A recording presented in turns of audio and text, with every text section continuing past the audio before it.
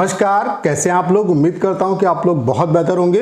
ये वीडियो उन सभी एस्पिरेंट के लिए बहुत ज़्यादा हेल्पफुल होने वाला है जो एसएससी एमटीएस 2024 एग्जाम की प्रिपरेशन कर रहे हैं। इस वीडियो में हम बात करने वाले हैं एमटीएस की स्टेट वाइज वैकेंसी के बारे में, जो कि इनकम टैक्स डिपार्टमेंट की है। तो इनकम टैक्स डिपार्टमेंट की किस स्टेट में कितनी वैकेंसी है ये आपको पता चलेगा। उसके अलावा आपके स्टेट में कितनी वैकेंसी है इनकम टैक्स डिपार्टमेंट में, इसके बारे में आपको आइडिया लगेगा।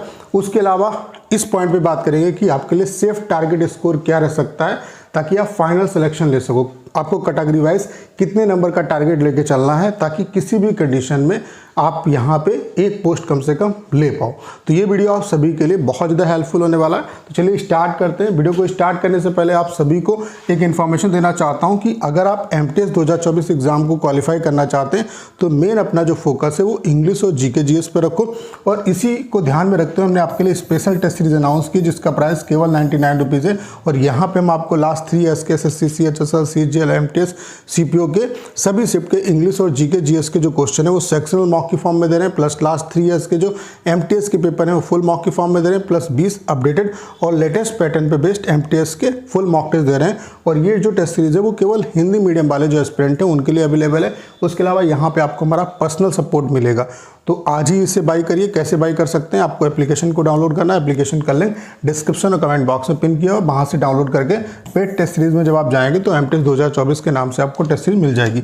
उसके अलावा एमटीएस वाले जो एस्पिरेंट हैं उनके लिए स्पेशली हमने ऑल इंडिया लाइव मॉक की सीरीज को स्टार्ट किया है। ये लाइव मॉक हर संडे को होता है, फ्री ऑफ कॉस्ट होता है, तो इसे आप लोग जरूर अटेम्प्ट किया करिए। इससे बहुत ज़्यादा आपको बेनिफिट होगा। तो ये भी आपका एप्लीकेशन पे होगा। एप्लीकेशन का लिंक डिस्क्रिप्शन और कमेंट बॉक्स में पिन किया हुआ है। तो ये आप लोग देख पा रहे होंगे ये एमटीएस की वैकेंसी। अभी क्या है कि एसएससी एमटीएस का नोटिफिकेशन आया, इन्होंने सिर्फ ये बताया कि वैकेंसी इतनी है, बाकी ओवरऑल ये अभी वैकेंसी का जो ब्रेकअप है वो नहीं दिया है कि 18 से 25 एज ग्रुप में कितनी वैकेंसी है, 18 से 27 एज ग्रुप में कितनी वैकेंसी है। एक्चुअल में हवलदार की जो वैकेंसी है उसका डाटा हमारे पास आ चुका है, लेकिन एमटीएस में 18 से 25 और 18 से 27 का ब्रेकअप अभी नहीं आया। ये वैकेंसी जो मैं आपको बता रहा हूँ ये हमने आरटीआई लगाई थी, उनका जो रिप्लाई आया था, तो इतनी वैकेंसी आपकी रिपोर्ट हुई है स्टेट वाइज। टोटल कितनी वैकेंसी आपकी रिपोर्ट हो चुकी हैं आप देख सकते हैं। यहाँ पे 2731 वैकेंसी इनकम टैक्स डिपार्टमेंट की आपकी रिपोर्ट हो चुकी है, जबकि यहाँ पे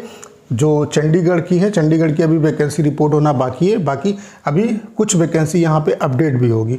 तो ये आप देख सकते हैं अभी ओवरऑल हमारे पास इतनी वैकेंसी है जो आपकी रिपोर्ट हो चुकी है। ये तो वैकेंसी आ ही रही क्योंकि ये वैकेंसी रिपोर्ट हुई है। तो कितनी क्या वैकेंसी है आपकी आप देख सकते हैं स्टेट वाइज। जैसे कि बेंगलोर में आप देख सकते हैं, बेंगलोर में जो वैकेंसी है वो 229 वैकेंसी इस बार एमटीएस की है इनकम टैक्स डिपार्टमेंट में। उसके अलावा भोपाल में आप देख सकते हैं 117 वैकेंसी है। तो जो नॉर्थ इंडिया वाले एस्पिरेंट हैं उनके लिए अच्छी अपॉर्चुनिटी है कि भोपाल में 117 वैकेंसी। जैसे नॉर्थ इंडिया की कौन कौन सी वैकेंसी है, जैसे 117 वैकेंसी भोपाल में। उसके अलावा कानपुर में भी आप देख सकते हैं 132 वैकेंसी, ये भी नॉर्थ इंडिया में अच्छी खासी वैकेंसी। उसके अलावा आप देख सकते हैं दिल्ली भी आपका नॉर्थ इंडिया में आता है, 527 वैकेंसी, बम्पर वैकेंसी है। उसके अलावा आप देख सकते हैं जयपुर में भी 120 वैकेंसी है। उसके अलावा आप देख सकते हैं ये भी नॉर्थ इंडिया लखनऊ में आप देख सकते हैं 84 वैकेंसी। उसके अलावा आप देख सकते हैं यहाँ पे, उसके अलावा आप देख सकते हैं यहाँ पे नागपुर हो गया, अहमदाबाद, रांची। तो ये आपकी नॉर्थ इंडिया की अभी ये वैकेंसी है, ठीक है। अभी पटना वगैरह की जो वैकेंसी है वो हमारे पास उसका जो डाटा है वो नहीं आया है, ठीक है।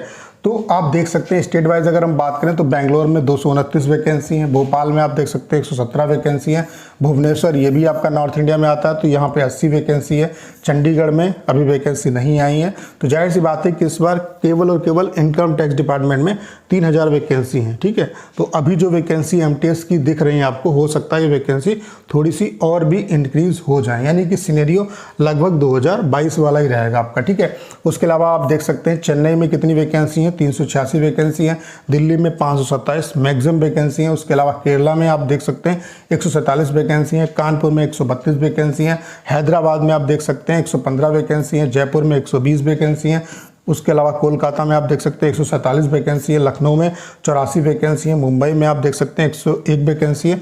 मुंबई में अभी वैकेंसी आपकी इंक्रीज होंगी, ठीक है। रांची में वैकेंसी 17 है। उसके अलावा नागपुर में 6 वैकेंसी है, अहमदाबाद में आप देख सकते हैं 261 वैकेंसी। उसके अलावा पुणे में 260 वैकेंसी, ठीक है। ओवरऑल हमारे पास 2731 जो वैकेंसी उनका आरटीआई का रिप्लाई आ चुका है, ये वैकेंसी रिपोर्ट हो चुकी है। रिपोर्ट होने का मतलब ये वैकेंसी जहाँ से जिस स्टेट से वैकेंसी रिपोर्ट हुई है ये एमटीएस 2024 के लिए रिपोर्ट हुई है, यानी कि ये वैकेंसी आ रही है। ठीक है, तो ये है स्टेट वाइज वैकेंसी का डाटा। यहाँ से आपको ये पता चल गया कि स्टेट वाइज वैकेंसी कितनी है, उसके अलावा आपके स्टेट में कितनी है, और अभी ये वैकेंसी और भी बढ़ेगी क्योंकि कुछ स्टेट में अभी आई भी नहीं है और कुछ स्टेट में अभी यहाँ पे वैकेंसी अपडेट होगी। तो जो वैकेंसी अभी आपको दिख रही हैं अभी ये और वैकेंसी आपकी इंक्रीज हो सकती हैं, हो सकता है कि 10,000 के आसपास वैकेंसी आपकी पहुंच जाए। ठीक है, उसके अलावा जो हवलदार की वैकेंसी हैं वो भी आपकी आ चुकी है, ये आरटीआई के थ्रू ही अभी आई हैं। जो अभी जो नोटिफिकेशन आया उसमें सिर्फ ये बताया गया कि 3439 वैकेंसी है हवलदार की, जबकि यहाँ पे आप ये आरटीआई का रिप्लाई देख सकते हैं। ये पूरी वैकेंसी आप स्टेट वाइज यहाँ पे देख सकते हैं। यूआर की कितनी वैकेंसी है, यूआर की 1551 वैकेंसी है, उसके अलावा एससी की 516 वैकेंसी है, उसके अलावा एसटी की 290 वैकेंसी है, उसके अलावा ओबीसी की 792 वैकेंसी है, उसके अलावा ईडब्ल्यूएस की 290 वैकेंसी है। Overall 3439 vacancy. बाकी स्टेट वाइज आप देख सकते हैं, जैसे कि औरंगाबाद में कितनी वैकेंसी है, हवलदार की 6 वैकेंसी है, बेंगलोर में आपकी कितनी है 131 है, भोपाल में कितनी 157 है। तो नॉर्थ इंडिया वाले जो एस्पिरेंट हैं उनके लिए भी अच्छी अपॉर्चुनिटी है कि मतलब यहाँ पे नॉर्थ इंडिया में भी अच्छी वैकेंसी है, चाहे हवलदार हो चाहे एमटीएस हो। बाकी यहाँ पे क्या है कि स्टेट आपको स्टेट प्रेफरेंस चुनने का मौका मिलता है। पोस्ट का जो सिलेक्शन है, जो आपको पोस्ट प्रेफरेंस है वो भरने की अपॉर्चुनिटी नहीं मिलती है, पोस्ट वहाँ से रेंडमली आपको मिलती है। लेकिन उसमें मुझे ऐसा लगता है कि अगर अच्छी आप रैंक लाते हो मतलब आपके स्टेट में, तो इनकम टैक्स डिपार्टमेंट ज़्यादा मिलने की पॉसिबिलिटी रहती है। ठीक है, फिर आपके रैंक के हिसाब से आपको डिपार्टमेंट दिया जाता है। मुझे ऐसा लगता है कि यही सिनेरियो अप्लाई होता है।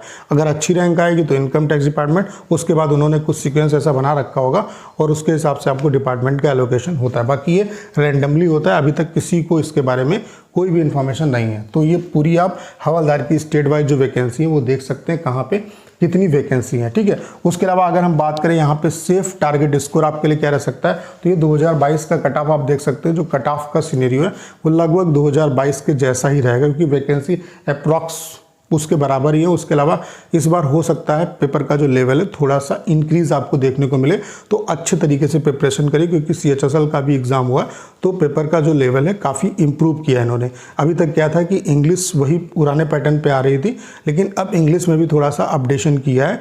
थोड़ा सा आपको क्या है कि अंडरस्टैंडिंग पे काम करना होगा, तभी चीज़ें आप कर पाएंगे। बाकी GK GS का भी लेवल अच्छा है, कंप्यूटर भी उसमें ऐड किया गया है, तो उसकी वजह से कट ऑफ 2022 के सिमिलर लगभग रह सकती है। बाकी यहाँ पे स्टेट वाइज कट ऑफ जाती है। उसके अलावा यहाँ पे आपको ये भी डिफरेंस समझना होगा कि यहाँ पे UR OBC और SC ST की कट ऑफ में बहुत ज़्यादा डिफरेंस नहीं रहता। कहीं कहीं आप देखोगे तो SC की कट ऑफ भी UR से ज़्यादा चली जाती है, वो स्टेट की वैकेंसी पे डिपेंड करता है। तो अदर जो एग्ज़ाम है उसमें क्या होता है UR OBC EWS की सेम रहती है, लेकिन SC ST में डिफरेंस रहता है, लेकिन यहाँ पर नहीं रहता है। तो यहाँ पर जो टारगेट स्कोर है, चाहे आप UR कैटेगरी से हैं, OBC कैटेगरी से हैं, EWS से हैं, SC ST से हैं, आपको सेम टारगेट स्कोर लेके चलना होगा, तब कहीं ना कहीं आपका सिलेक्शन हो पाएगा। तो यहाँ पे आप देख सकते हैं आफ्टर नॉर्मलाइजेशन जो कट ऑफ है, जैसे कि यहाँ पे चंडीगढ़ में आप देख सकते हैं SC कैटेगरी की ये 2022 की मैं दिखा रहा हूँ, जबकि 2023 की इससे भी ज़्यादा है। SC कैटेगरी की 132 है आफ्टर नॉर्मलाइजेशन ये कट ऑफ। उसके अलावा चंडीगढ़ में आप ST की देख सकते हैं 126 है,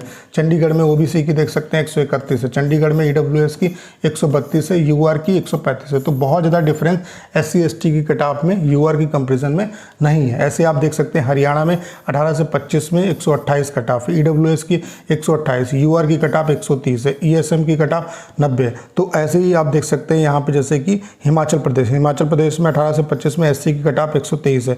तो ये आपकी 2022 की कट ऑफ है। 2023 में आप देखोगे तो 130 से ऊपर ही कट ऑफ है यहाँ पे। ठीक है, तो कहने का मतलब ये है कि आप अपना जो टारगेट स्कोर है वो कुछ इस तरीके से लेके चलो ताकि किसी भी कंडीशन में आपको एक पोस्ट मिल जाए। ठीक है, और टारगेट स्कोर हमेशा आपको ज़्यादा लेके चलना है। तो जितना टारगेट आप लेके चलोगे कम से कम उसके आसपास पहुंच पाओगे तो आपका सिलेक्शन हो जाएगा। अगर टारगेट ही कम का लेके चलोगे तो फिर तो सिलेक्शन ही नहीं होगा। तो अगर सेफ साइड बात करें कि कितना टारगेट स्कोर आपको लेके चलना है, तो अगर आप चाहे UR कैटेगरी के हैं, चाहे OBC के हैं, चाहे EWS कैटेगरी से हैं, चाहे आप SC या ST कैटेगरी से हैं, आप 130 नंबर का टारगेट लेके चलो। 130 नंबर का टारगेट, वो भी सेशन 2 में, क्योंकि सेशन 2 के बेसिस पे ही आपका सिलेक्शन होगा, जिसमें आपका GK GS जीएस और इंग्लिश आएगा। तो 130 नंबर का जब टारगेट लेके चलोगे तब कहीं ना कहीं आपका जो राय स्कोर है वो 120 के आसपास आ पाएगा। तो 120 के आसपास अगर राय स्कोर आएगा तो आफ्टर नॉर्मलाइजेशन यहाँ पे 10 से 12 नंबर तो बेनिफिट मिलेगा। वो डिपेंड करेगा पेपर के लेवल पे, उसके अलावा डिफरेंसेस पे, डिफिकल्टी वाइज, शिफ्ट वाइज क्या रहा, ठीक है। तो जब 130 नंबर का टारगेट लेके आप चलोगे तब कहीं ना कहीं यहाँ पे आपका सिलेक्शन ईजिली हो जाएगा। अब 130 नंबर लाने के लिए जब आप मॉक टेस्ट दे रहे हो तो उसमें ये देखो कहाँ पे कमियाँ आ रही हैं, क्या गलती हो रही है, तो उनको इम्प्रूव करने का प्रयास करो। हर मॉक टेस्ट में आप कुछ चीज़ें नोट डाउन करो जहाँ पे चीज़ें नहीं हो रही, जैसे कि देखो जीके जीएस में किस पोर्शन से नहीं क्वेश्चन कर पा रहे हैं, इंग्लिश में कहाँ से चीज़ें गलत हो रही, तो उन पे अच्छे तरीके से काम करो और हर मॉक टेस्ट में अपने आप को इम्प्रूव करते चले जाओ।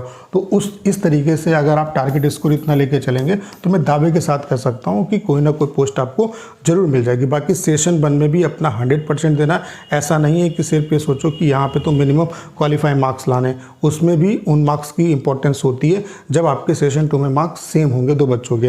तो सेशन 1 में भी अपना 100% दो, उसमें से प्रीवियस ईयर क्वेश्चन अगर कर लोगे तो आपका काम चल जाएगा। बाकी टारगेट स्कोर जो है, चाहे आप किसी भी कैटेगरी से हैं, मैंने आपको बता दिया कि कैटेगरी वाइज यहाँ पे बहुत ज़्यादा डिफरेंस नहीं रहता है। तो 130 नंबर का टारगेट लेके जब आप चलोगे तब कहीं ना कहीं आपका यहाँ पे सिलेक्शन हो पाएगा। ये रियलिटी है। ऐसा अगर कोई आपको बता रहा है कि 100 नंबर का टारगेट लेके चलो तो सिलेक्शन हो जाएगा, तो वो कहीं ना कहीं आपको अंधेरे में रख रहा है, ठीक है। तो ये सच्चाई है, इतने नंबर का टारगेट लेके चलोगे तो इजीली आपका यहाँ पे सिलेक्शन हो पाएगा। तो उम्मीद करता हूँ सारी जानकारी आप बहुत अच्छे तरीके से समझ पाए होंगे। करना क्या है, इस वीडियो को 10 शेयर करना है। उसके अलावा अगर आप चैनल पर नए हैं और आपने अभी तक इसे सब्सक्राइब नहीं किया है तो प्लीज़ चैनल को सब्सक्राइब करना मत भूलिएगा।